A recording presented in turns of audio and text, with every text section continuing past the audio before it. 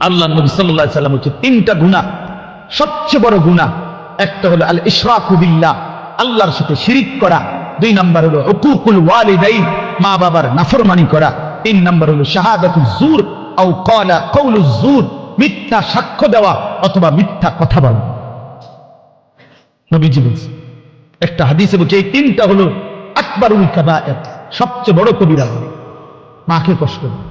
আমাদের বাংলাদেশের একজন বুজুর্গ আছেন, আমাদের আদিব সাহেব হুজুর আল্লামা আবু তাহের মিসবাহ, এই হুজুরের একটা লেখা আছে, মাকে রাজি করো, দুনিয়া আখিরাতের কোথাও আটকাবে না। তাহলে বেঈমান নাফরমান কাফেরের কথা এটা, যে জীবন মানে শুধুই দুনিয়া। আর কোরআনুল কারীমে আল্লাহ বলছেন জীবন মানে কোনটা। এটা তো কাফেরে না বলে যে জীবন মানে কি দুনিয়া, আর আল্লাহ বলেন জীবন মানে কি ওয়া ইন্নাদ দারাল আখিরাতা লাহিয়াল হায়াওয়ান।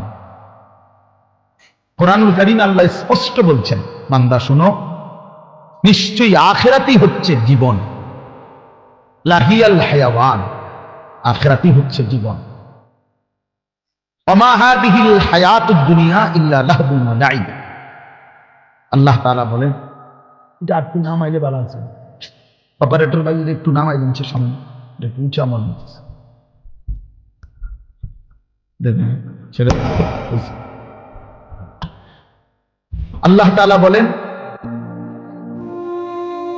দুনিয়ার জীবন বান্দা আর কিছুই নয়, ইল্লা লাহবুন ওয়া লাইব, শুধুই তামাশা, শুধুই খেলাধুলা। তাহলে আল্লাহ বলছে দুনিয়া খেলাধুলা, দুনিয়া তামাশা। তাহলে জীবন কোথায়? আখিরাত। জীবন কোথায়? আর বেঈমানের কথা হলো জীবন কি? খালাস। অতএব ইমানদার এবং বেঈমানের মধ্যে নিজেকে বুঝে নেওয়া উচিত, নিজের পরিচয় নিজেই তালাশ করে নেওয়া উচিত। আসলে আমি ইমানদারদের অন্তর্ভুক্ত না বেঈমানের অন্তর্ভুক্ত। আমার মানসিকতা দেখলে, চলাফেরা দেখলে বুঝাই যায় সুন্দর জীবন, কে ইমানের পথে আছে আর কে কুফরির রাস্তায় আছে, এটা আন্দাজ করা যায়, এটা বুঝাই যায়। যার যখন যা মন চায় তাই করা। আমার যা মন চায়, চুল, জামা, শার্ট, প্যান্ট, হাঁটা চলা, কথাবার্তা, রুচি, আচার আচরণ, খাবার দাবার, লেনদেন, আয় রোজগারে কোনো হালাল হারামের পার্থক্য নেই। নিজের মারেও দেখে, পরের বোনকেও দেখে, আপন বোনের দিকেও তাকায়, রাস্তার নারীর দিকেও তাকায়। তার মানে হালাল হারাম বলতে কিছু নেই। ন্যায্য বেচা টাকাও নেই, সুদের টাকাও নেই, যা মন চায় তা। অর্থাৎ হালাল হারাম, জায়েজ না জায়েজের, আল্লাহ রসুলের বিধিবিধানের কোনো পরোয়া যে করে না, মনের ইচ্ছা মতো যে চলে, এর উদাহরণ আল্লাহ কোরআনে দিছে। ফাআতবাআহু শাইতান, দুইটা আয়াতে ওই দেখেন, মানে কিছু বেয়াদব থাকবেই। এই যে একজন, মানে কিছু ছেলে থাকবেই বেয়াদব, শেষ পর্যন্ত গাদ্দার।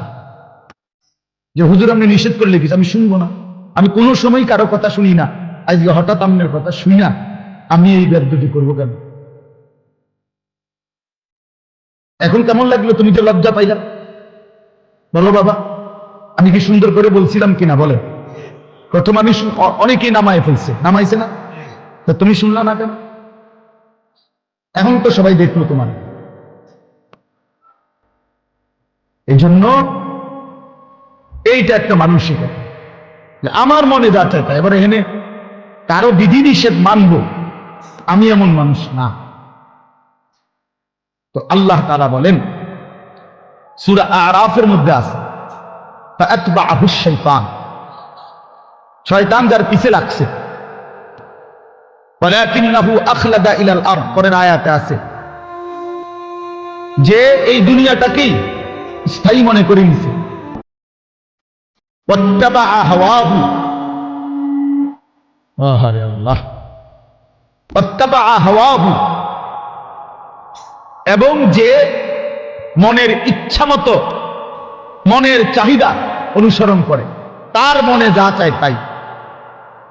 তিনটা জিনিস, শয়তান যার পিছে লাগছে, দুনিয়াটাকেই যে স্থায়ী মনে করে নিছে, মনের ইচ্ছা মতো যে চলছে, প্রিয় বাপ, সবাইকে বলি, আমাকেও বলি, আপনাদেরকেও বলি, আল্লাহর কসম কোরআনে বলছে, এখানে সব আলেম হাফেজ আছে, আর হাফেজ করেন বসাই, হাফেজ করার কারিগর। তো আল্লাহ তাআলা বলেন এই আখলাক যাদের, ফামাসালুহু কামাসালিল কালব, কোরআন শরীফের আয়াত। আল্লাহ বলেন এই লোকের উদাহরণ হলো কুত্তার মতো, কুত্তার মতো, কুত্তার মতো, কুত্তার মতো, কুত্তার মতো। এটা কুত্তার মতো। কালব অর্থ কি? ফামাসালুহু কামাসালিল কালব। আল্লাহ তাআলা বলছেন, এই নিজের পরিচয় মিলায় নাও দোস্ত, নিজের জিন্দেগি মিলায় নাও। সারাদিনে এক ওয়াক্ত নামাজ পড়তে মন চায় নাই, আর নিজের মনে যা চাইছে তাই করলা, খালাস। নিজের হিসাব করে নিলে ভালো। আল্লাহ তাআলা পরিচয় দিছে, ফামাসালুহু কামাসালিল কালব, তার উদাহরণ কুত্তার মতো। ইন তাহমিল আলাইহি ইয়ালহাস আও তাতরুকহু ইয়ালহাস। আল্লাহ বলেন কুত্তার স্বভাব, দৌড়ানি দিলেও জিহ্বা লম্বা করে হাঁফায়, ছাইরা দিলেও জিহ্বা লম্বা করে হাঁফায়। কুত্তা দাঁড়াইয়া থাকলেও জিহ্বা লম্বা করে শ্বাস নেয়, এরকম করে, আর দৌড়ানি দিলেও জিহ্বা লম্বা করে শ্বাস নেয়।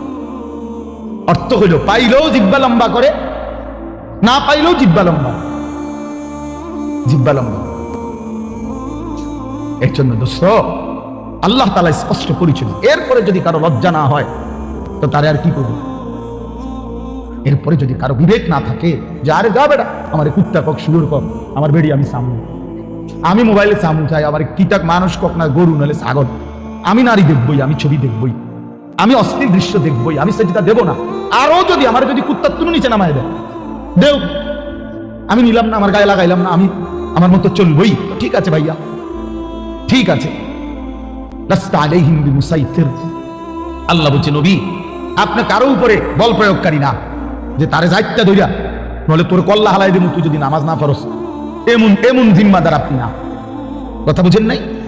সর্বোচ্চ বলা, সর্বোচ্চ পৌঁছিয়ে দেওয়া। ইন উরিদু ইল্লাল ইসলাহা মাসতাতাতু।